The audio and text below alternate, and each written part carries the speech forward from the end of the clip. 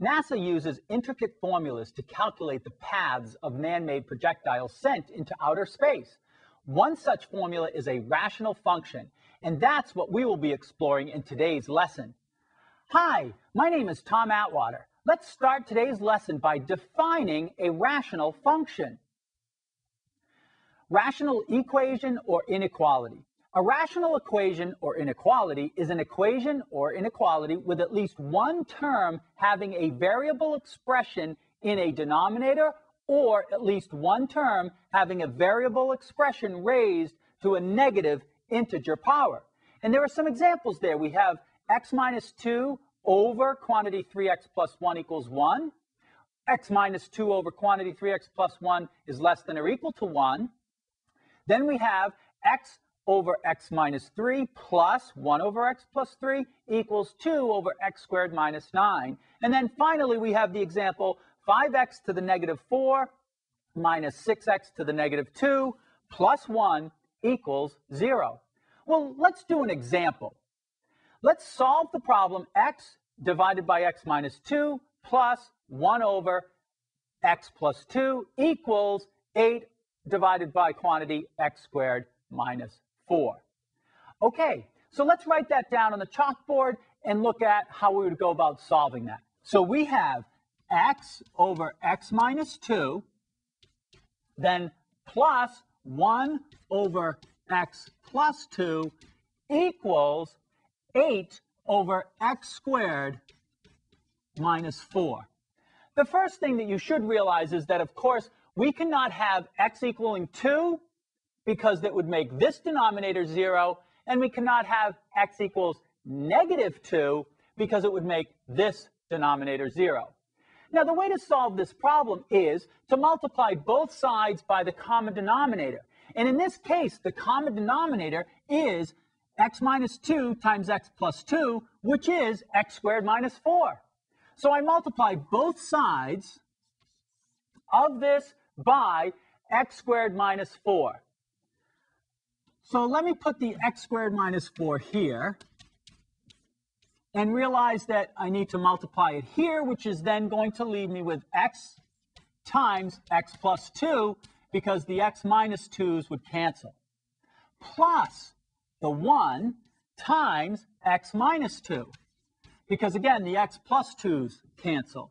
And that is going to equal 8 because x squared minus 4 cancels the x squared minus 4. Distributing the x, we get x squared plus 2x. Distributing the 1 gives me plus x minus 2 equals 8. Okay, so we can combine the 2x and x, and that gives us plus 3x. I subtract 8 from both sides, which would give me negative 10, and that equals 0. So the next thing to do would be to factor that.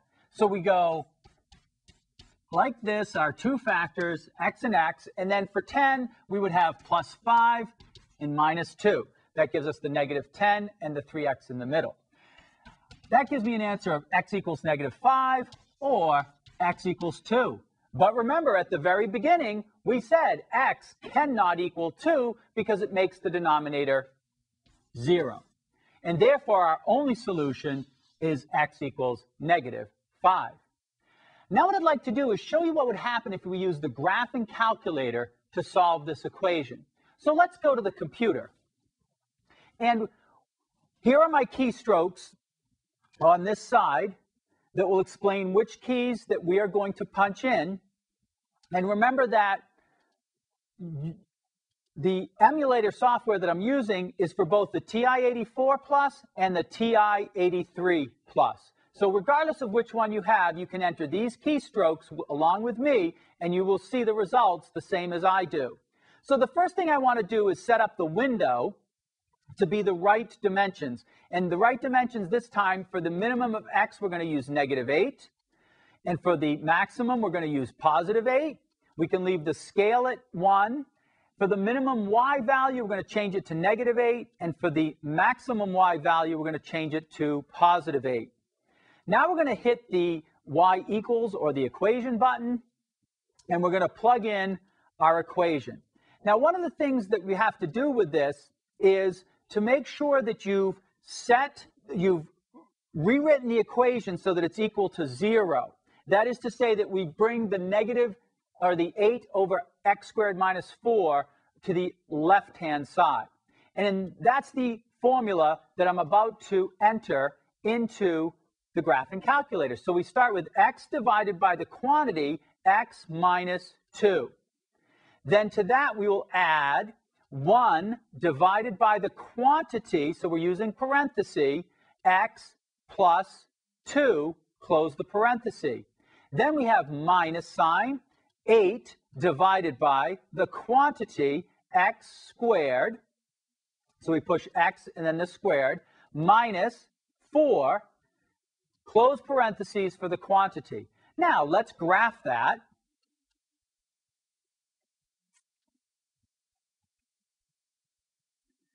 And what you can see, once the graph is finished, is that on the far left-hand side over here, it's difficult to see in terms of the resolution, but that's our answer of -5. And you'll notice that it does not cross the x-axis at 2. And that is to say that we couldn't have 2 as an intercept because 2 could not be in the denominator because it made the denominator 0. Now, what else I want to show you on this is that we can continue with the macro I created here with the the keystrokes, because what you can do is use the second and then the trace button and ask it to actually give you that intercept. So we're going to create a left bound of -5 and then, or -5.1, so it's just beyond our intercept. Then I'm going to create a right bound of -4.9. And then when I hit enter, it's going to then ask me if it wants me to guess, or in other words, search for that intercept. I hit enter, and now it's going to search for an intercept that's between -5.1 and -4.9, and then it gives it to us that the 0 of the function x equals -5. Let's look at the procedure for solving rational equations and then rational inequalities. So for solving a rational equation, step 1 is determine all values for which the rational equation has undefined expressions. Step 2, multiply each side of the equation by the least common denominator of all rational expressions in the equation. Step 3, solve the resulting equation. And step 4, reject any values found in step 1. For the solving a rational inequality, first step is rewrite the inequality, if necessary, so that 0 is on one side and there is a single fraction on the other side.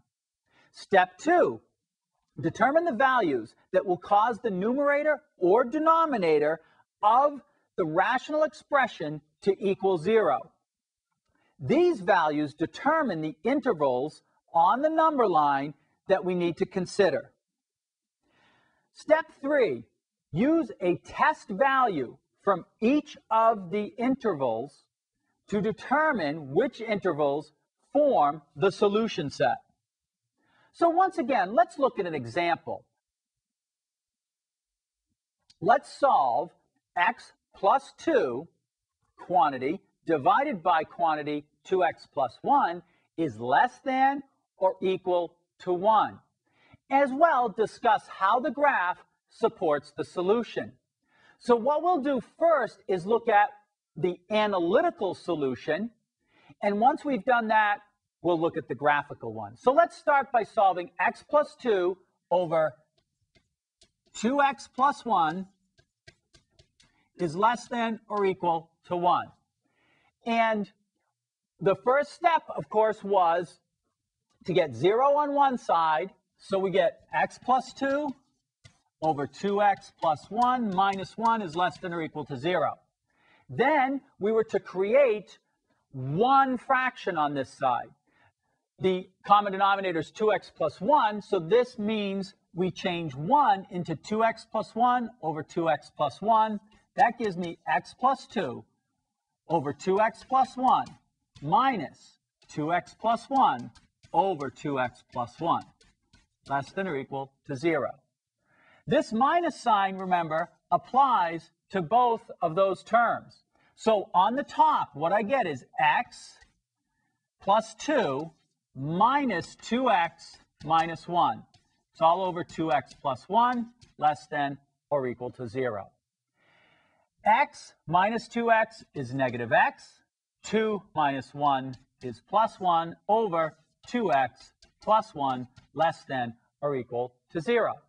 So that's step 1. Now, step 2 is to find when the numerator and the denominator are equal to 0. So for the numerator, minus x plus 1 equals 0. That means x is equal to 1. That would make the numerator 0. For the denominator to be 0, we'd have 2x plus 1 equals 0, and that means 2x equals negative 1, and that means x equals negative 1/2. So in terms of putting those on the number line, what we would have is a number line. Here's 0 for the purposes of placement. We have negative 1/2, and we have positive 1. And so it's divided our number line up into 3 distinct areas. What we need to do is take a test point from each area. So this, remember, is 1, which I covered up, so let me redraw it. So we can pick a number out here, like, for instance, 4. Whenever you can pick 0 in terms of a test point, that's a good choice. So let's pick 0 for there. And out here, we can just pick, for instance, negative 1. And what we need to do is plug each of those into our inequality to see if it's positive or negative. So our inequality is negative x plus 1 over 2x plus 1. Let's stick negative 1 into there, okay? If we stick in a negative 1, we're going to get minus a minus 1 plus 1 over 2 times a minus 1 plus 1. And in that case, up top it becomes a positive 2. And on the bottom, 2 times negative 1 is negative 2. It's a negative 1. So that means that it's negative. It's less than 0 here. Okay? So this is negative. Plugging in 0, let's see what happens. Plugging in 0 here. Well, 0 is nice because that disappears, so we have positive 1 on top. This disappears, we have positive 1 on the bottom. What that tells us is, in here, it's positive. Let's check out now this side, 4. Sticking a negative 4 in for x, we get negative 4 plus 1 over 2 times 4 plus 1. So the top is negative 3. The bottom is 9. That's a negative number, so over here, we know it's negative. What that tells us then is that we have from negative infinity all the way up to negative 1/2, it's negative. Between negative 1/2 and 1, it's positive. And then starting at 1 and going out to positive infinity, it's negative. So the solution set would look like this. Negative infinity up to negative 1/2, and neither one of those is included. So we have parentheses as opposed to brackets. Union, this time 1 is included because when we plug in 1, we actually get an answer. It's not a vertical asymptote like negative 1/2 is, and that goes all the way up to infinity, and that's a parenthesis. So that's our solution set to that inequality by using the analytical method. Let's go to the graphing calculator where we've actually preloaded the equation as well as the graph. And what we'll notice is that the graph, if we'd like mark this as the negative 1/2, what we'll notice is that it is in fact negative from negative infinity up to that vertical asymptote of negative 1/2. And that over here on the right-hand side, starting at positive 1, it becomes negative again. So the graphing calculator actually helps us to make it a little bit easier, really, in determining the solution to this particular problem. Let's turn our attention to modeling using rational expressions by working an example.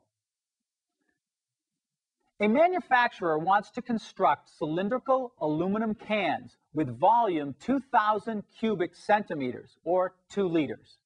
What radius and height of the can will minimize the amount of aluminum used?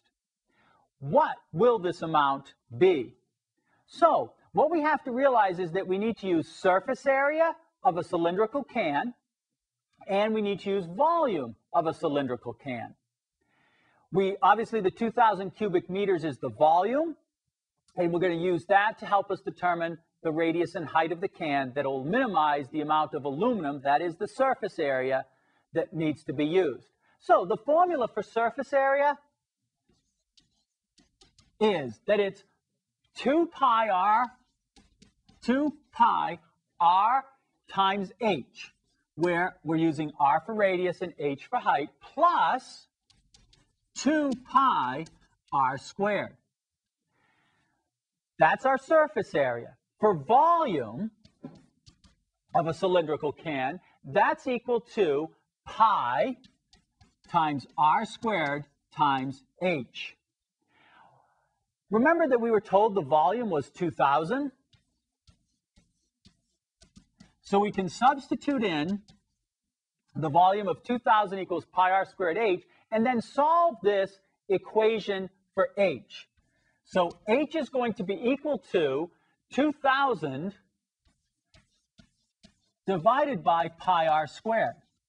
And what we're going to do is take that answer and we're going to plug it in, this h, in to the surface area formula, because what that will do for us is give us just one variable, r.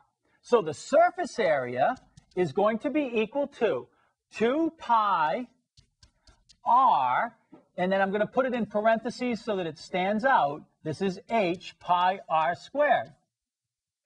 Then we still have plus the 2 pi r squared. We can simplify this a little bit, so let's do that. The r here will cancel one of the r's there. The pi's will cancel each other, and we'll have 4,000 over r plus 2 pi r squared. In order to combine these, we would have to use a common denominator, and that means we need to put r on as the denominator here. So that's going to give me 4,000 plus 2 pi r cubed, and that's all over r. And that's my surface area as a function of just the radius. So now what we can do is, in order to use the graphing calculator, which we'll do in a moment, we need to replace the r with the letter x. And we have to treat the surface area as if it is the letter y. So what we would have is y equals 4,000 plus 2 pi x cubed over x. So let's turn to the graphing calculator, in which we've, again, preloaded this. And on the right-hand side, you can see that we have the key steps. And this is the graph of that function. And what I also have is, right now it's paused, and I'm going to continue to play it now, because what it's going to do for us is find the minimum value. And in doing so, we'll find that the minimum value is equal to the x value of 6.827, and it goes on. So we could call that 6.83, and that the y value is 878 and we'll round that off to 0.76. And what that's telling me then is that the radius is 6.83, and that with that radius, the height would equal 13.65, and the surface area is the 878.76, and it would be square centimeters. In this particular case, it was clearly easier using the graphing calculator. Now let's explore inverse variation. Inverse variation as the nth power. Let x and y denote two quantities, and n be a positive number.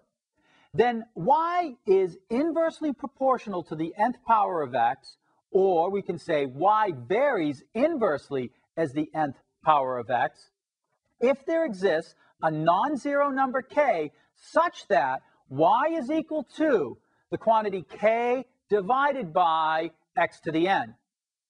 If y equals k divided by x to the n, then y is inversely proportional to x, or y varies inversely as x. Let's do an example. The intensity of light I is inversely proportional to the second power of the distance d.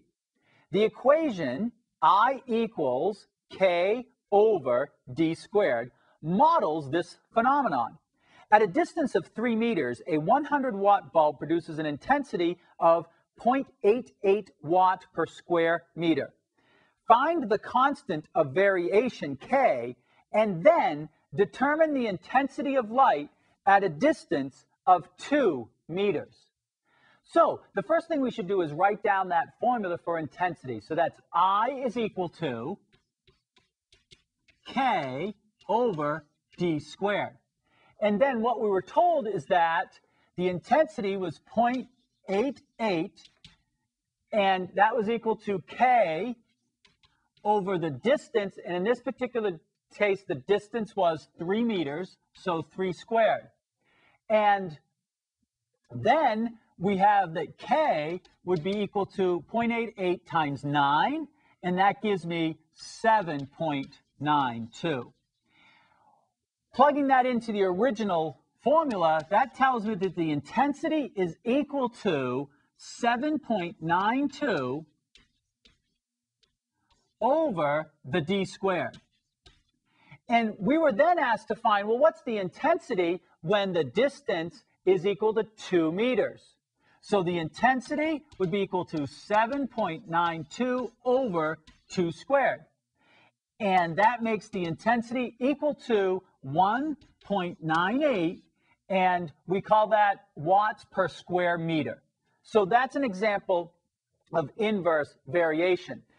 Notice that what happened here is when the distance went from 3 to 2, right? So the distance decreased, the intensity increased. It went from the intensity of 0.88 to an intensity of 1.98, and that's inverse variation.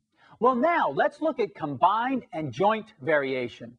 Let m and n be real numbers.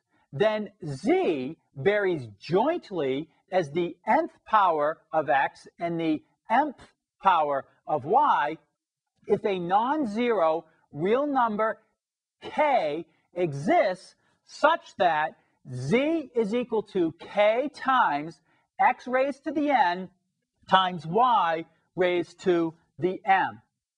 Well, again, I think the best thing to do here is work an example. So in photography, the formula L is equal to 25f squared divided by s times t describes that the luminance L in foot candles varies directly as the square of the f-stop, f, and inversely as the product of the film ASA number, s, and the shutter speed, t.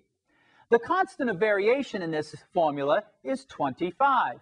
What is the appropriate f-stop for an ASA film number 200 and a shutter speed of 1/250th at 500 foot candles?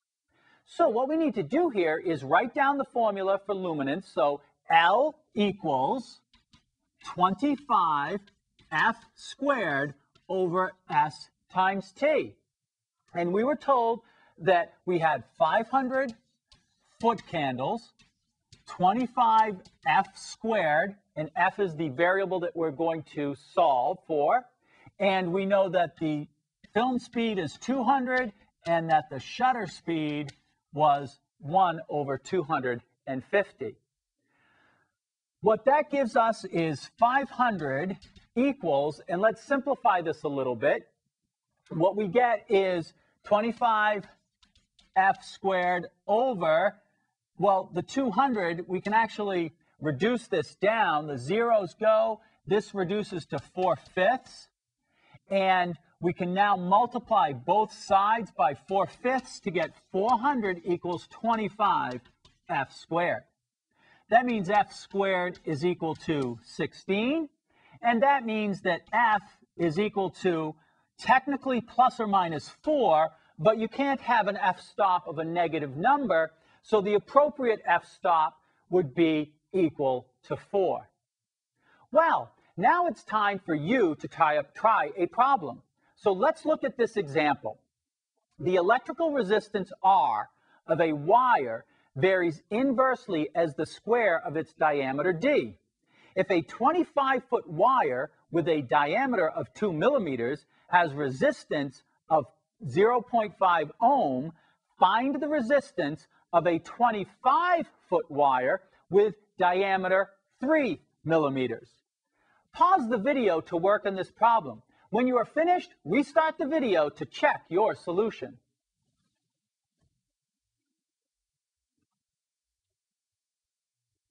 Okay, let's find out how you did.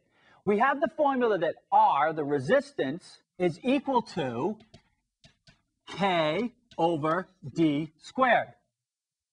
And we were told that there was a resistance of 0.5 and that was equal to K over 2 squared, distance of 2. And that means that's 2 squared is 4 multiplied by 0.5. We're going to get that K is equal to 2. All right, so we found K, and we can plug that back into the formula for resistance, and we know that the resistance now is equal to 2 over D squared.